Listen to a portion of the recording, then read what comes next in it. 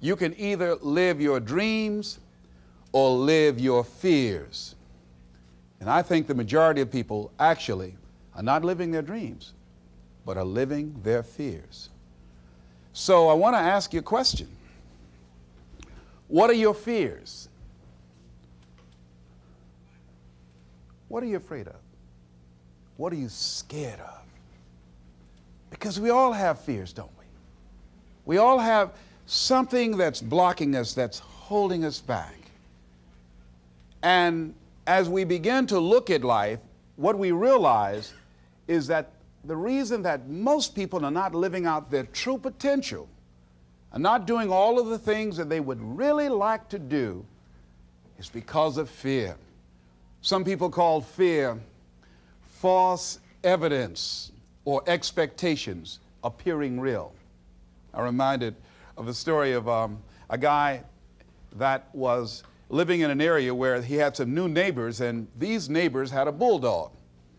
And when he came home every day, this bulldog used to chase him about a half a block from his house. Every day, he would have to streak home. I mean, he would just run. This bulldog would be right on his heels.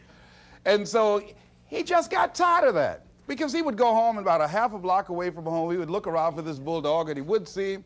And he would go walking casually along, and this bulldog come out of nowhere, woo, woo, woo, and start chasing him. He'd run home. So this one day, he just got tired.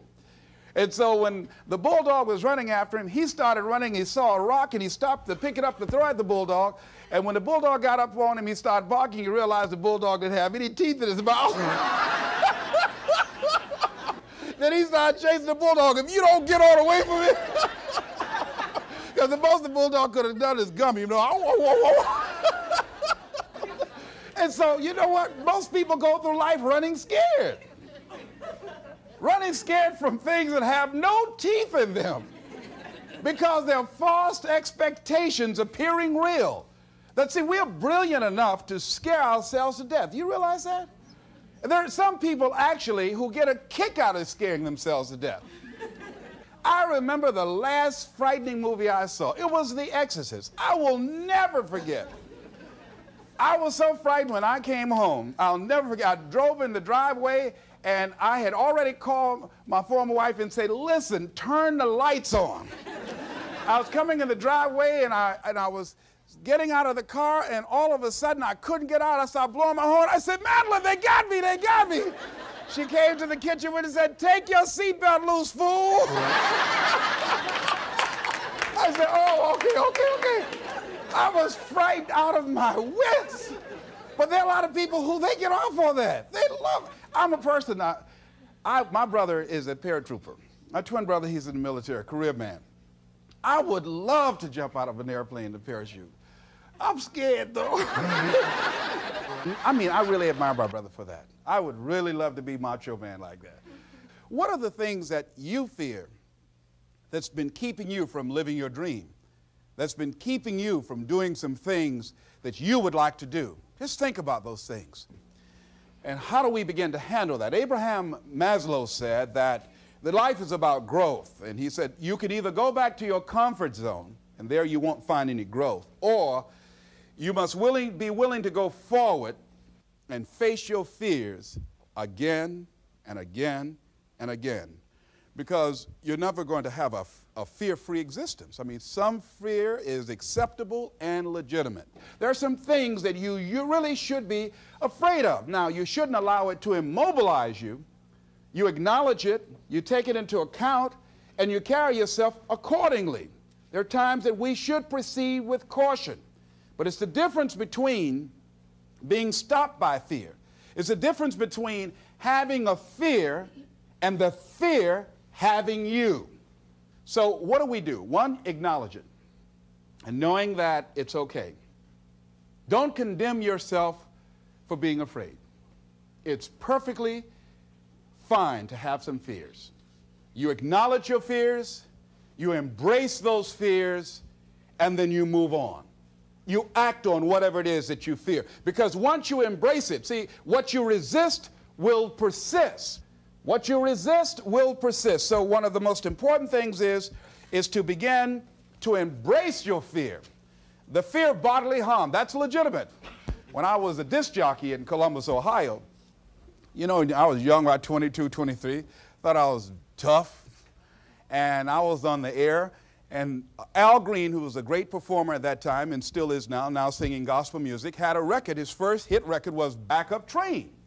So a guy came in the town and was impersonating Al Green. I happened to know Al Green because I'd already booked him. And so when I found out this guy was impersonating Al Green, I came on the air and did an editorial about him, and I exposed him. He was a rather big fellow, and so he had the word out that when I see this guy Les Brown, the disc jockey, I'm going to knock him in the mouth for having a big mouth. So I was driving down Main Street in Columbus, Ohio, had my son in the car, and I always had this little saying, hey, if anybody ever put a threat on me, I'm going to make them honor it. So I saw this guy in the street. So I pull around. I said, excuse me, I'll be right back. Got out of the car. I said, hey, man, I heard you said that you were looking for me. I'm Les Brown. He said, you are? I said, yeah. I said, what is it? I'm the one that said that you are an imposter. I said, I want to know what you're going to do about it. He opened his coat and he had a gun there. I say, but whatever I said to hurt your feelings, I want you to know it's all right.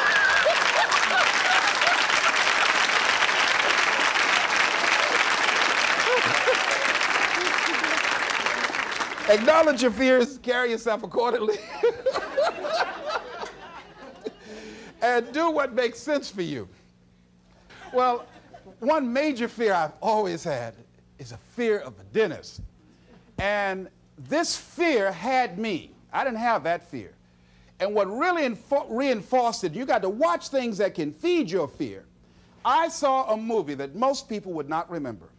This movie was starring Dustin Hoffman. It's called The Marathon Man, with Laurence Olivier. When he's trying to get a confession out of here.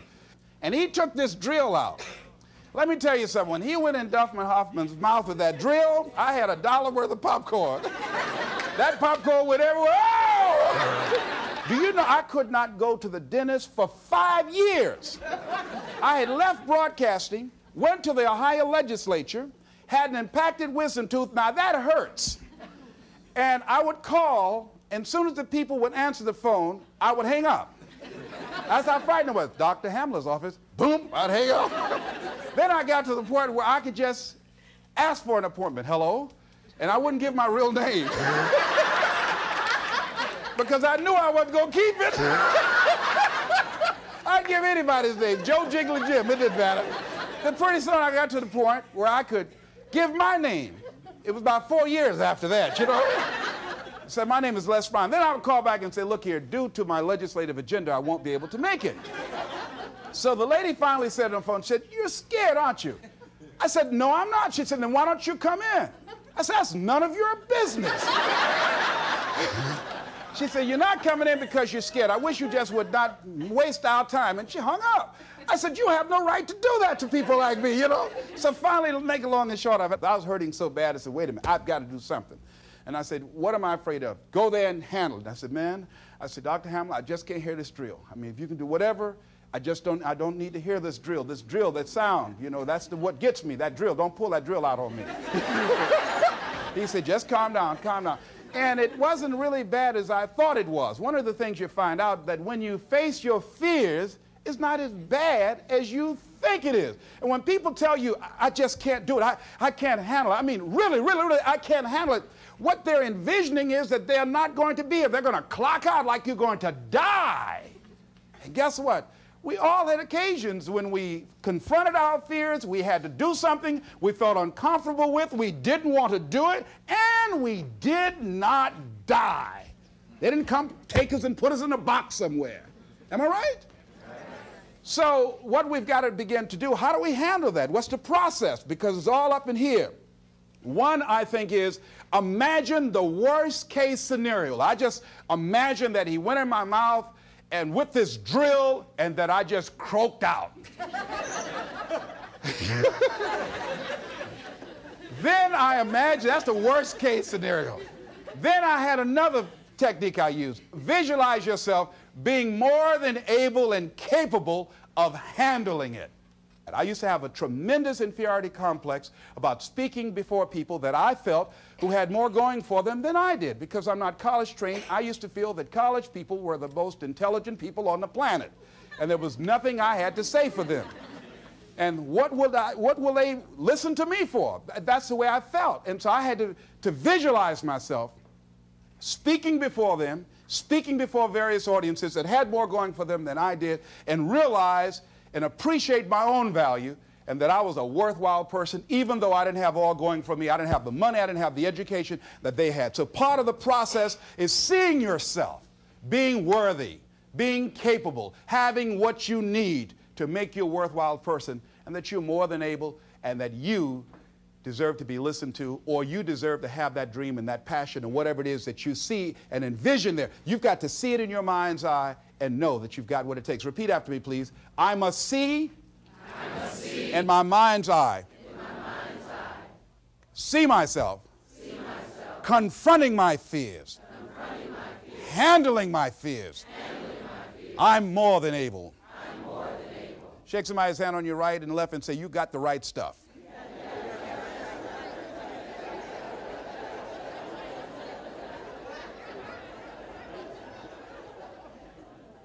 So deciding as you look at your life, as you look into the future and say, what fears am I holding on to? What fears that I'm allowing to imprison me, that's keeping me from breaking out, that's keeping me from living up to my true potential, that's keeping me from really being happy, that's keeping me from having a sense of adventure and excitement in my life? What's keeping me from controlling my destiny? What fears that I'm giving that permission to? Notice what I said, that we must give our permission to fear to immobilize us. Because whatever discomfort you experience, whatever challenges or difficulty that it is, you got to handle it. Got to go up in there and wrestle with it. Will it be easy? No. Will it be challenging? Yes. A friend of mine who's going into recovery. He's been addicted to crack cocaine for years and alcohol. And he was talking about how challenging it was and why he was dreading going into cold turkey. I said, what do you want me to tell you? That it's going to be a picnic? No, it's not. It's going to kick your butt? Yes, it is. Are you going to want to die? Yes, that's a part of it. But that's just what you must go through in order to get where you want to go. And guess what? You are strong enough to do it.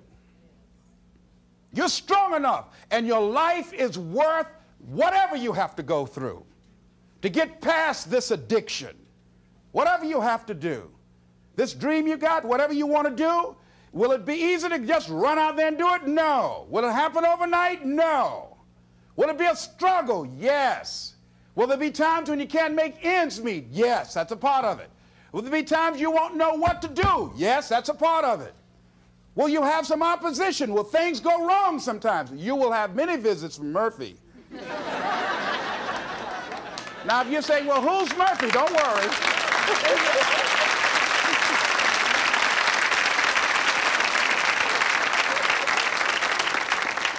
Somebody must have told us someplace along the line, I don't know where, but somebody must have told people, oh, life is going to be real easy.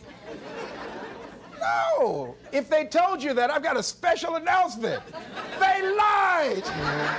I'll never forget, I had a special piece of legislation I wanted to get passed, and I said to a guy, I said, look here, can I count on your vote? He said, yes. And look here, if I can't count on it, let me know. There's another guy that owes me a chip, and I can call on that.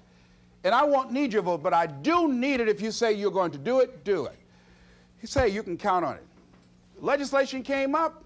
He voted against my bill. My bill passed. I went back to him and said, hey, I told you I needed the vote, but if you couldn't give it up, let me know. I would get somebody else. I said, why did you tell me? He said, I lied. I was in shock. How many of you that life just wore you out? That you didn't expect that? You thought you'd go to school, get good grades, get a job, and you came out here and you'll be able to get a job and live happily ever after, and you say, they lied. Yes, they did. They never told me, you know that song said, Mama told me there'll be days like this. They didn't even tell us that. that something about life is challenging? I mean, it's some stuff you get out here, you didn't read it in a book nowhere. Didn't nobody warn you that it was going to come down on you like this? That's called life. There are all kinds of challenges like that. So what's the next piece is that you accept yourself, then you accept the fear as a fact and not a force. See, when you accept yourself and you accept fear as a fact, that means that it's something that happens. It's something that you're going to experience, but it is not a force to hold you back. It doesn't have any special power other than that you give it. So you accept the fact that you are afraid, and then you move on anyhow. You move on past it, and you do whatever you've got to do. I was at a big motivational rally for a gentleman by the name of Dexter Yeager down in the Carolinas. I was standing backstage, and I had to go out. I was the last speaker on the program. It's the first time I'd been in a stadium of this size, over 10,000 people. You couldn't see the people because the lights are just blaring in your eyes, called Free Enterprise Day. I was afraid. My heart was beating fast. I was just pacing back and forth. And Dexter said, "Are you all right?" I said, "Yeah." "Yeah, I'm all right." So I said, "Wait a minute, just calm down. Calm yourself. Hold a minute, hold a minute. It's all right, Les. It's all right. All right. Just be as scared as you can be." See, that's why I say embrace that fear. Just try and see how scared you can really get. And start breathing deep. So the guy came back, he said, "Are you about to die or something?" I said, "No, I'm fine." But after I started embracing it and trying to make myself as afraid as I can get and imagine what's the worst thing that I could go out there and do, my mind go blank and I faint on stage, that's the longer they gave me my check.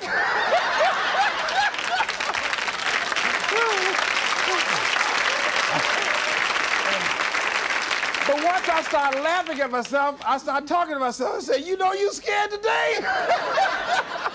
And I said, I just calmed myself down. And I went out there and I cooked. And that's what you got to do. I had another experience where I was at a major corporation, and it was one of my first major presentations I was going to do for this corporation. And I had 4 other presenters that had large firms. And one of the things that you've got to do is you've got to watch your inner conversation and discipline your thinking and your imagination, because if you don't, your mind will take you on a wild trip. So my mind said, "Hey, Les." I said, "What?" "These guys are going to wipe you out. You can't compete with them." Because I heard these guys sitting over across from me, and they were talking about all that they had going for them. And so I started doubting myself, and I became afraid, and I was thinking, well, maybe I shouldn't go in there. And so I knew then, and this is what I suggest to you, sometimes you got to talk to yourself. Talking to yourself, you know, could be a good exercise. It might be the only intelligent conversation you ever get. So I got up and I went to the bathroom. And I started talking to myself and said, "Les Brown, let me tell you something. What do you care about these guys and their firms and all their money? You got 6 children you've got to feed. You got a mama you've got to take care of home. You ain't got nothing to lose."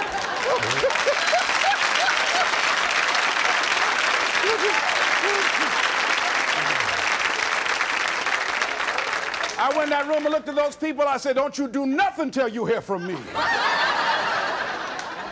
And I got that contract too. You gotta do that. So when you have your lower self talking to you, telling you what you can't do, part of what you've got to do is be your own motivator. And you can't talk casually to yourself. You can't stand around and say, "Now, you must calm down now." No, that subconscious mind won't hear that. You've got to have a good conversation to yourself. Hey, and answer yourself too. Don't pay these people any attention. You answer yourself. "Hey, what you gonna do?" "I'm going there and get off." "All right, very good. Go in there and take care of business." You've got to talk to yourself, and you build yourself up, and you'll feel your energy level coming up, and people will feel that around you. See, now, if you go through life being afraid, people can sense that. They can pick up that fear. So that's why you've got to stand up inside yourself. I'm reminded of the little boy that was on a bus, and some bigger fellows were picking at him, you know. And so he wanted to move from by them. They were thumping him on the head. And so he stood up just to get from by them, and they would push him back down. And he would stand up again. They push him back down. And he stood up again. They pushed him down, held him down. He said, "You might hold me down, but I'm standing up inside myself." And that's what you got to do in life. See, when you are not filling your life with the things that you are capable of doing. See, we all have some stuff that we've been given. And I don't think that it's optional for us to sit on what we have. See, if you're sitting on what you have, what you've been given, and I think everybody's been given something to bring to the planet, that only you can do that, only you can perform that, only you can initiate that activity. And if you don't do that, if you're not filling in your life with your life work or your mission, then there are gaps in your life. And what we do when we're not living out our true identity, we begin to fill the gaps. We fill the holes with garbage, alcohol, drugs, worry, self-destructive behavior. So when you begin to look at your life and you know that you're not doing what you can do because you have allowed yourself to be held captive by your fears. Now, when you don't have a true appreciation and acceptance for who you are, and you allow yourself to be immobilized by fear, what happens in the process is that you begin to abuse yourself. You begin to sabotage your life, you begin to sabotage your dreams, you begin to unconsciously work against yourself. You become your own worst enemy. So what do you do about that? Well, you begin to realize that your dream and your gifts have so much meaning and so much value for you till your hunger for them will begin to push you past the fear.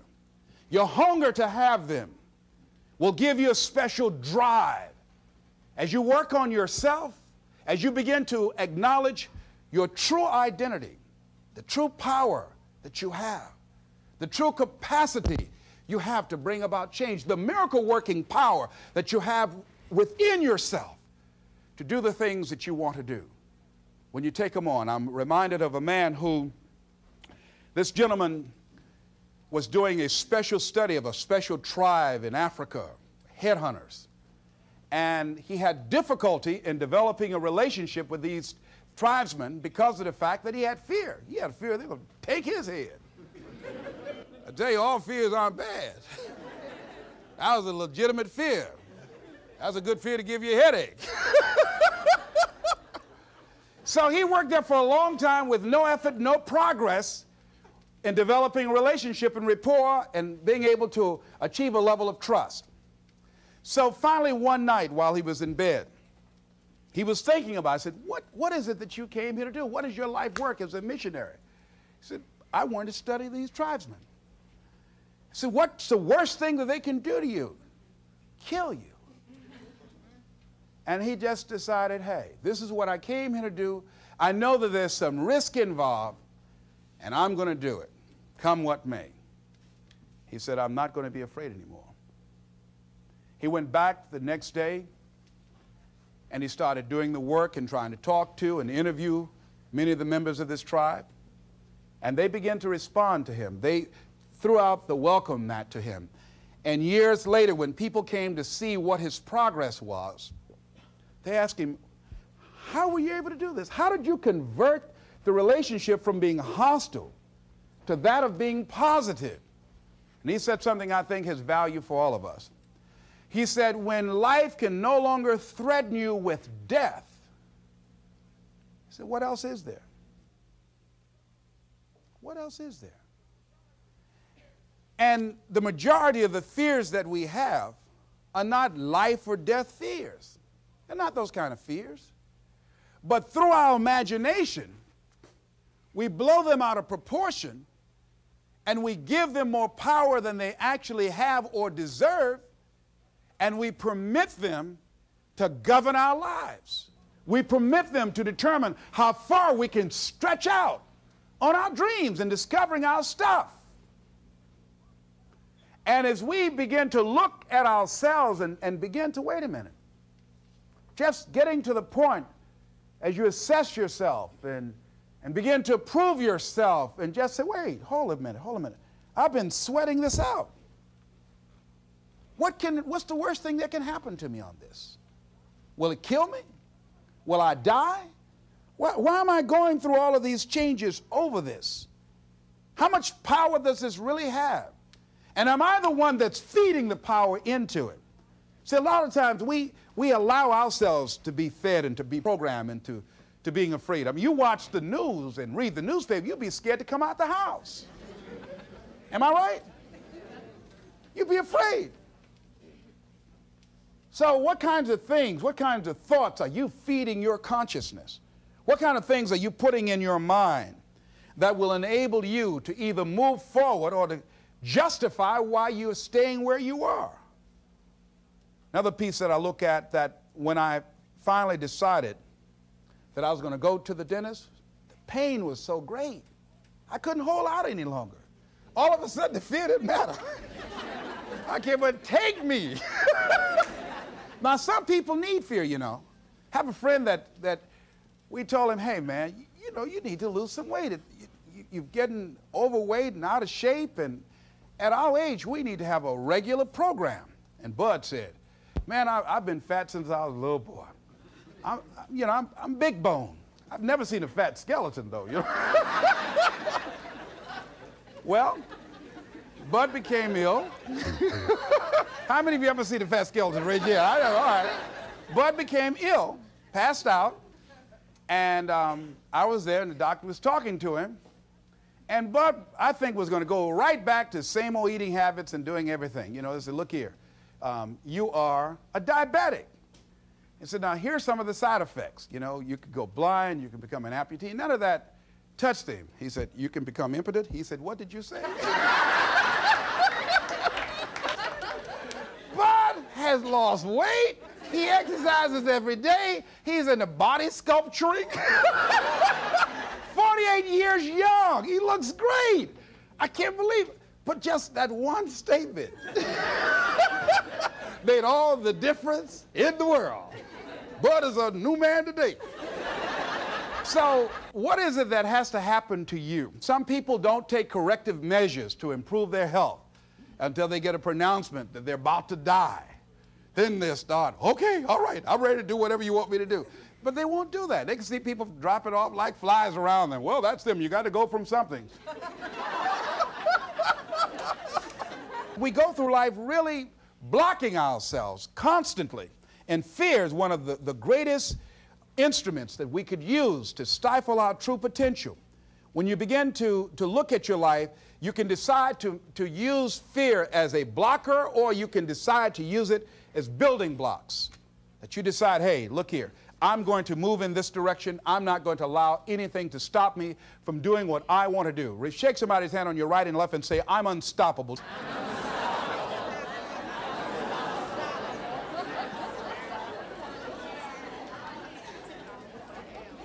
See, when you begin to understand and acknowledge your fear, and you go forth anyhow, you go forth in a spirit and a knowing that there's a way that you can begin to handle this. There's a way out here somewhere. There's a solution.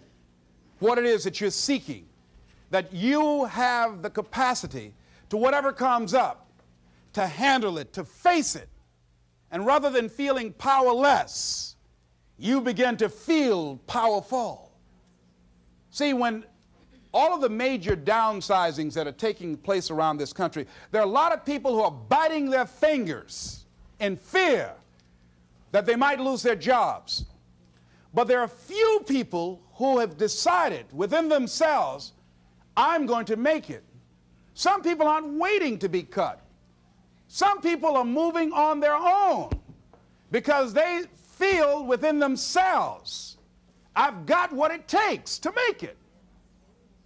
They're not afraid about tomorrow because of how they see themselves, because of what they feel that they deserve, because of what they feel that they can create for themselves. Because these people have decided, as they look at the future, as they look at themselves, there's a way. Where there's a will, there's a way for me to begin to create a way out of no way. And when you have that kind of consciousness, when you have that kind of spirit, nothing can stop you. Nothing. What would your life be like as you look toward the future if you decided, I'm not going to allow my fears to stop me? What would your life be like? What would your future be like? if you decided to want that which you desire so strongly that it prepares you past your fears, that you experience the fear, as the one book says, feel the fear and do it anyway, what would your life be like? And I'm saying to you that all of us who have been entombed by fear have the capacity to resurrect ourselves and to resurrect our dreams. All of us have the capacity to do that.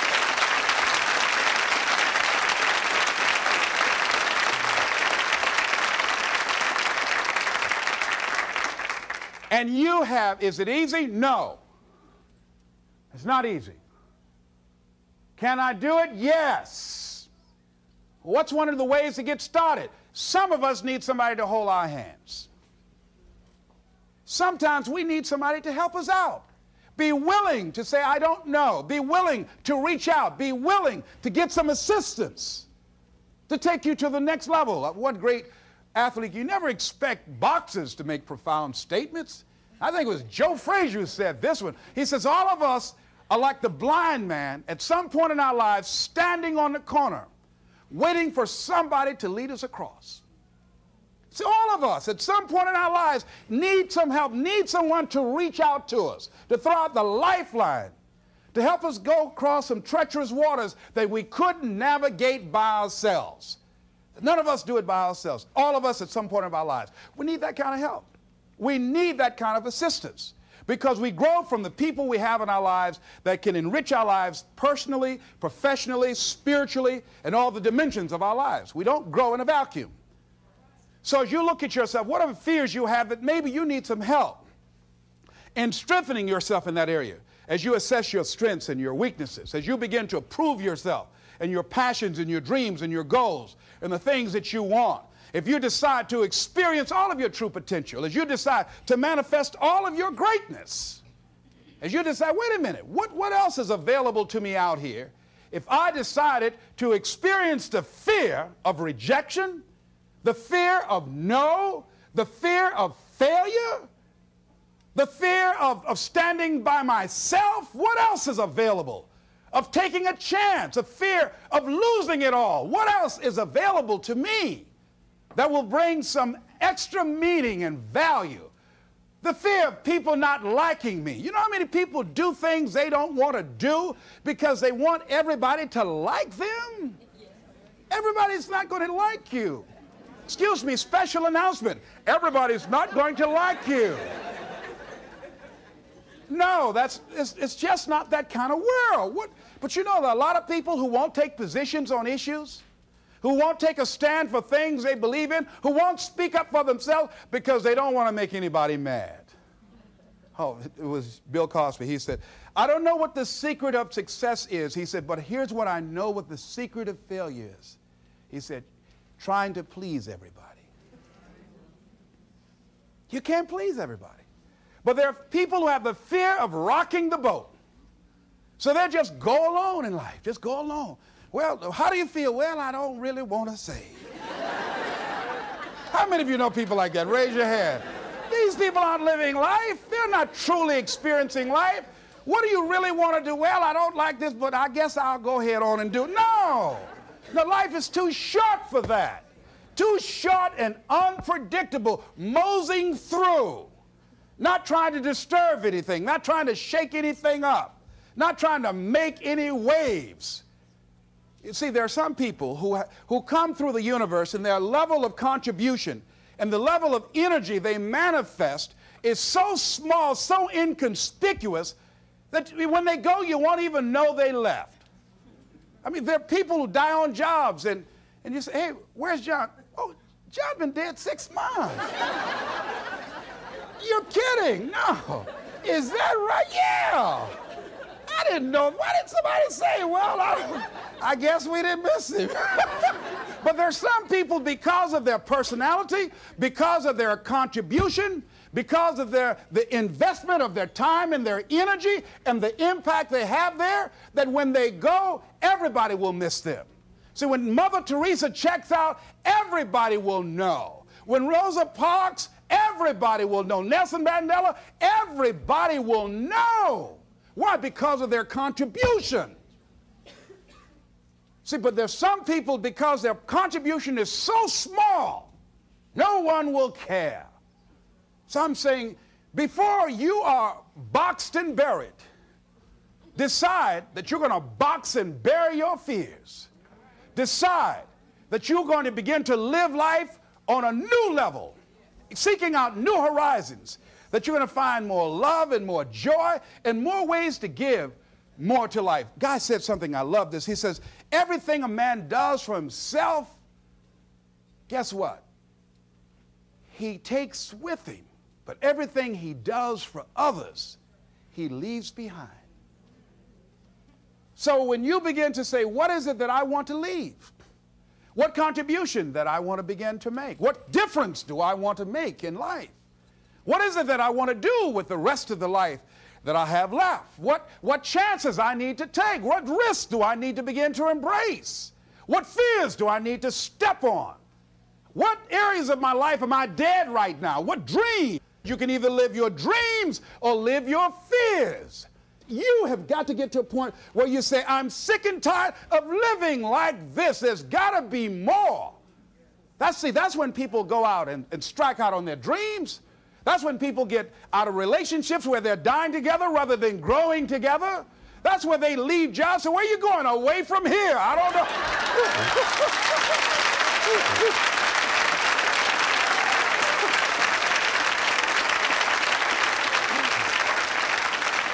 Do you have another job? No, I don't. How are you going to make it? I don't know, but I will. See, you will when you put yourself in that kind of situation. I'm reminded of two frogs that were hopping down the road, and they fell into a bottle of milk. And one was hopping up and down for a while, and he drowned. He just gave up. But this other frog just kept on kicking. He wouldn't give up. He just kept on kicking. And pretty soon he churned that milk into butter, and he walked on out.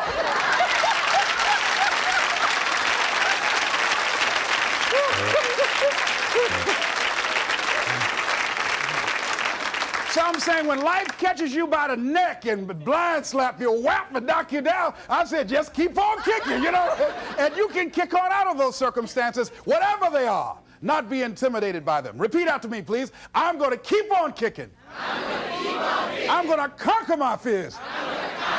I'm never going to give up. Keep shake somebody's hand on your right and left and say, keep on, keep it on. Keep on, keep it on.